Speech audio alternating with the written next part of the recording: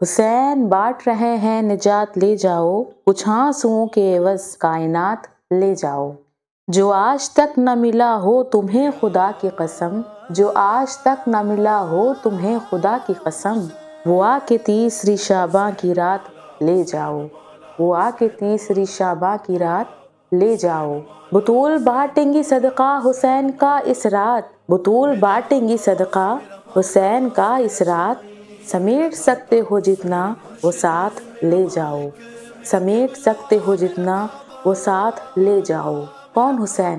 حسین ابن علی، حسین فاطمۃ الزہرا بنت محمد کا لخت جگر، حسین خاتم المرتبت محمد صلی اللہ علیہ وسلم کے نواسے، اپنے نانا کی وہ پیارے نواسے کہ جن کی پیدائش پر گروہ در گروہ فرشتوں کا ہجوم در رسول پر لگا ہوا تھا۔ تیسری شعبان یوم ولادت امام حسین میں خدا کی خدائی بھی خوشی کے مارے جھوم اٹھی تھی۔ خدا اپنی رحمتیں برکتیں اپنے بندوں پر، اپنی مخلوق پر لٹا رہا تھا۔ ملائکہ جشن منا رہے تھے، دونوں جہان میں ایک جشن کا سما تھا۔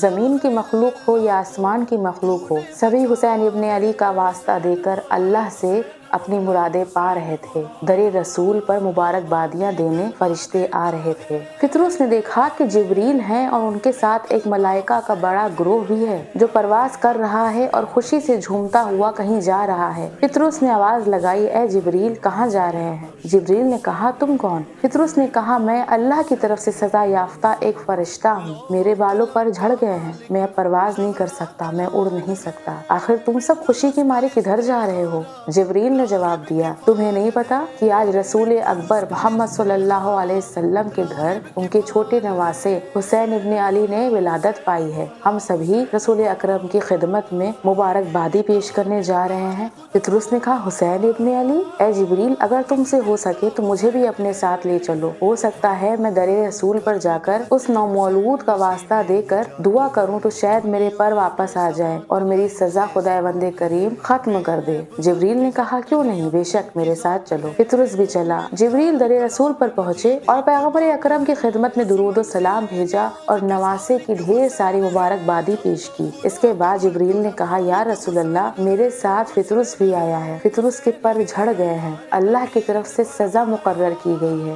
اس کی خواہش تھی کہ آج اس خوشی کے موقع پر آپ کے در پر آئے، اس لیے میں اسے اپنے ساتھ لے کر آیا ہوں۔ اگر آپ کی عنایت ہو جائے، آپ کی نظر کرم ہو جائے تو اس کے پر واپس آ جائے اور خدا کریم کی طرف سے اس کی سزا کی معافی ہو جائے۔ رسول خدا مسکرائے، مسکرا کر فطرس کی طرف دیکھا، جبریل کی طرف دیکھا اور اشارہ کرا، وہ دیکھو حسین کا جھولا ہے، فطرس جاؤ اس جھولے سے اپنے جسم کو مس کر لو۔ فطرس اٹھا اور امام حسین کے جھولے سے اپنے جسم کو ملنا شروع کیا۔ ادھر امام حسین کے جھولے سے فطرس نے اپنے جسم کو ملا۔ دیکھتے ہی دیکھتے فطرس کے نئے پر آنا شروع ہو گئے، فطرس پر اللہ کا کیا ہوا عذاب ختم ہو گیا، فطرس خوشی سے جھوم اٹھا۔ صحت پانے کے بعد فخر و مباحات کرتا ہوا اپنی منزل اصلی آسمان سیوم یعنی تیسرے آسمان پر جا پہنچا اور پہلے کی طرح 70,000 فرشتوں کی قیادت کرنے لگا، سرداری کرنے لگا۔ یقیناً حسین کا در نجات کا در ہے، اور جب شعبان کا مہینہ لگتا ہے تو اہل بیت اطہار کے گھر کی عید ہوتی ہے، ایک کے بعد ایک، ایک کے بعد ایک اولاد رسول علی و فاطمہ کے گھر میں عظیم ہستیوں کا نزول شروع ہوتا ہے۔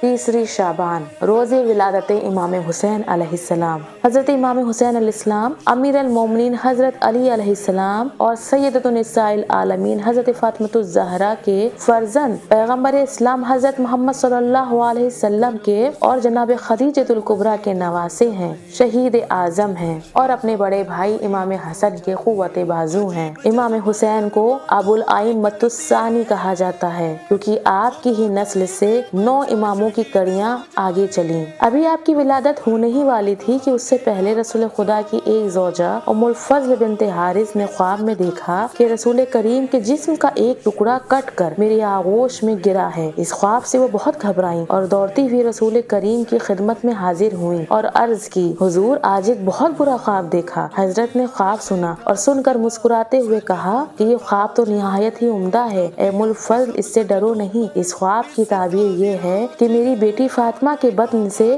عنقریب ایک بچہ پیدا ہوگا جو تمہاری آغوش میں پرورش پائے گا۔ آپ کے ارشاد فرمانے کے تھوڑے ہی عرصے بعد خصوصی مدت حمل صرف 6 مہینہ گزرا تھا کہ نور نظر رسول امام حسین بتاریخ 3 شعبان 4 ہجری بمقام مدینہ منورہ میں بطن مادر سے آغوش مادر میں آ گئے۔ امام حسین کے فضائل و کرامات بتانے سے پہلے اپنے تمام ویورز کی خدمت میں 3 شعبان اور پورے ماہ شعبان کی تمام تر متبرک تاریخوں کی مبارکباد پیش کرتے ہیں۔ اپنے ویورز سے درخواست ہے کہ چینل کو لائک شیئر سبسکرائب کرنا نہ بھولیں۔ چینل کو لائک شیئر سبسکرائب کر کے اس کار خیر میں اپنے ثواب کا حصہ بھی معین کریں۔ ولادت امام حسین کے بعد سرور کائنات رسول خدا محمد صلی اللہ علیہ وسلم نے امام حسین کی آنکھوں میں اپنا لعاب دہن لگایا اور اپنی زبان ان کے منہ میں دے دی۔ بڑی دیر تک آپ نے اپنی زبان امام حسین علیہ السلام کو چسائی۔ اس کے بعد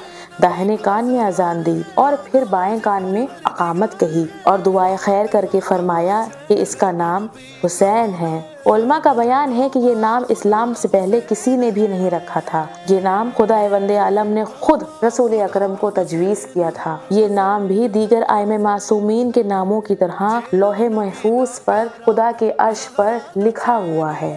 تاریخوں کی کتاب میں ملتا ہے کہ امام حسین نے پیدا ہونے کے بعد نہ حضرت فاطمہ الزہرا کا شیر مبارک نوش کیا نہ کسی اور دائی کا دودھ پیا، بلکہ جب آپ بھوکے ہوئے تو سرور کائنات تشریف لائے اور آپ نے اپنی زبان مبارک امام حسین کے دہن اقدس میں دے دی۔ امام حسین علیہ السلام اپنے نانا کی زبان چوسنے لگتے اور اللہ کے معجزے سے، اللہ کے کرم سے وہ سیراب ہو جاتے اور ان کی بھوک کی شدت ختم ہو جاتی۔ اسی لیے علماء کرام کہتے ہیں کہ امام حسین علیہ السلام علی و فاطمہ کے بیٹے ہیں، علی و فاطمہ کی اولاد ہیں، لیکن رسول اکرم کے لعاب دہن، رسول اکرم کے شیری مبارک سے امام حسین سیراب ہوا کرتے تھے۔ اس لیے امام حسین کے گوشت و پوست میں رسول اکرم صلی اللہ علیہ وسلم کا حصہ ہے۔ یہی وجہ ہے کہ رسول اکرم سے امام حسین علیہ السلام بہت زیادہ ملتے تھے۔ آپ شبیہ رسول تھے۔ امام حسین علیہ السلام کی ولادت کے بعد خلاق عالم یعنی خدائے کریم نے جبرائیل کو حکم دیا کہ زمین پر جا کر میرے حبیب محمد مصطفیٰ صلی اللہ علیہ وسلم کو میری طرف سے حسین کی ولادت پر مبارکباد پیش کرو اور ساتھ ہی ساتھ ان کی شہادت عظمیٰ سے بھی انہیں مطلع کرو اور انہیں حسین کی تعزیت بھی دو۔ جناب جبریل علیہ السلام بحکم خدا زمین پر وارد ہوئے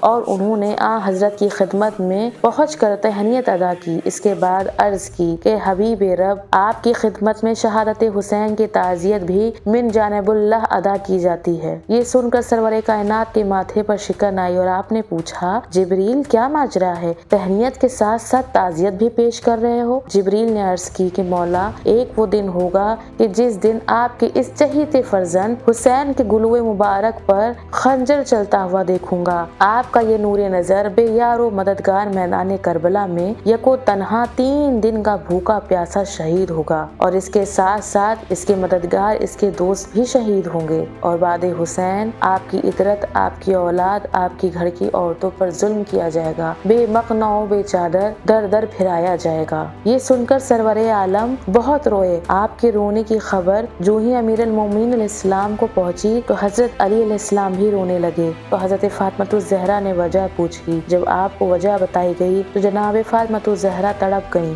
آپ نے اپنے بابا سے پوچھا، ہے میرے بابا یہ واقعہ کب ہوگا؟ رسول اکرم نے فرمایا کہ بیٹا یہ واقعہ تب ہوگا کہ جب کہ اس دنیا میں نہ تم ہوگی، نہ علی ہوں گے، نہ میں ہوگا، نہ حسن ہوں گے۔ فاطمہ نے پوچھا، بابا میرا بچہ کس خطا پر شہید ہوگا؟ رسول خدا نے فرمایا، بے جرم و بے خطا شہید کیا جائے گا، اپنی نانا کی شریعت بچاتے بچاتے شہید ہوگا۔ فاطمہ نے عرض کی، بابا جان جب ہم میں سے کوئی نہ ہوگا تو پھر میرے بچے پر، میرے حسین پر روئے گا کون؟ اس کی صف ماتم کون بچھائے گا؟ جب فاطمہ الزہرا نے یہ سوال کیا تو ابھی رسول اکرم جواب دینے نہ پائے تھے کہ ہاتف غیبی یعنی خدائی آواز آئی، اے فاطمہ غم نہ کرو، تمہارے اس فرزند کا غم تا قیامت منایا جائے گا اور ہمیشہ جاری رہے گا۔ حسین کی شہادت سے دین زندہ ہوا ہے اور دین زندہ رہے گا۔ خواجہ معین الدین چشتی نے کہا، شاہ است حسین، بادشاہ است حسین، دی است حسین، دی پناہ است حسین، سرداد نداد در دست یزید، حقا کے بنا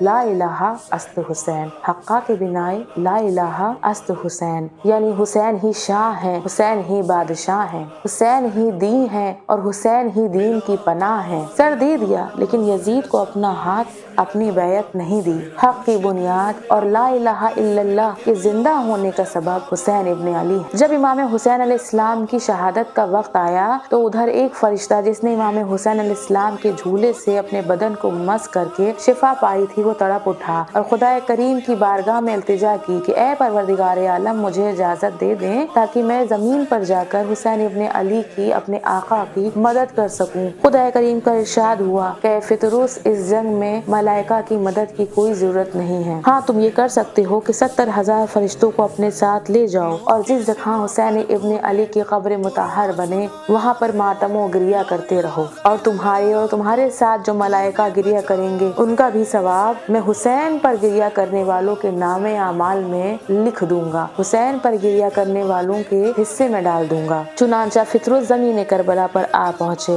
اور شہادت امام حسین سے لے کر تا قیامت حسین ابن علی کے مرقد پر ہی رہیں گے اور اسی طرح سے گریہ جاری کرتے رہیں گے۔ امام حسین کی قبر اطہر پر روزانہ 4,000 ملائکہ کا نزول ہوتا ہے، اور یہ ملائکہ جب امام حسین کی قبر مطہر پر آتے ہیں تو یہیں رہ جاتے ہیں، اس کے بعد پلٹ کر واپس عرش پر نہیں جاتے۔ یقیناً حسین ابن علی نجات کا در ہیں۔ حسین ابن علی نہ ہوتے تو آج خدا کی خدائیت، خدا کی وحدانیت، اللہ کی توحید کا کلمہ پڑھنے والا کوئی نہ ہوتا۔ آج اگر دین اسلام زندہ ہے، آج اگر انسانیت زندہ ہے، آج اگر خدا کا نام لینے والے، خدا کی توحید کا کلمہ پڑھنے والے نیک صالح بندے اس دنیا پر ہیں تو وہ حسین ابن علی کی شہادت کے صدقے میں ہیں۔ پروردگار عالم ہمیں حسین ابن علی کے چاہنے والوں میں شمار کرے، اور خاص کر امام حسین کی ولادت کے موقع پر، ماہ شعبان کے موقع پر خدا ہمیں اپنی خاص عنایت، خاص کرامت، خاص رحمتوں سے نوازے۔ چینل کو سبسکرائب کرنا نہ بھولیں۔ اپنا ڈھیر سارا خیال رکھیں، انشاءاللہ پھر ملاقات ہوگی، تب تک کے لیے السلام علیکم، خدا حافظ۔